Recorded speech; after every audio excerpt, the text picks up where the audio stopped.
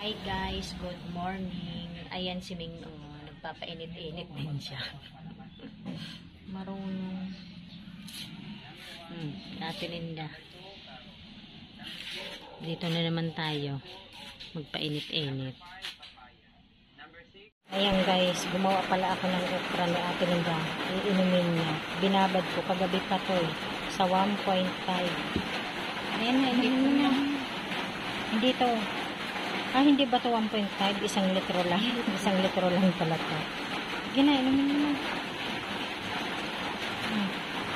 Mag-inuman muna tayo ngayon ng okra.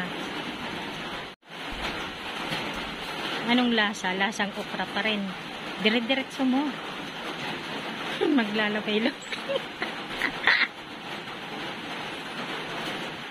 Kailangan magtiis pag gustong gumaling. Tama na. Hindi mo kaya. Nakakasuka ang lasa. Kagabi ko pa kasi na, diba? Pag gusto mong gumaling, magtiis. Hindi katulad nito daw guys. Itong pansit-pansitan, mas okay yung lasa niya. Ito kasi pinapakuluan ko lang ito Yun, binabad ko kagabi.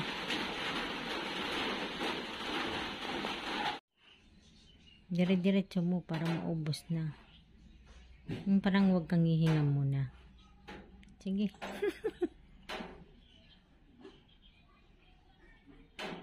Ayan. Ayan, kakain ako ng kamote. Kain tayo guys. Sabi ko kay Ate Linda, hanggang tingin na lang siya. Ubos na yung saging niya. Di siya nito pwede. Kasi matamis. Ayan guys, namitas na naman sa Ate Linda ng alokbati saka malunggay. Gigisahin ko sa kanya ito mamaya. Ito ulam niya.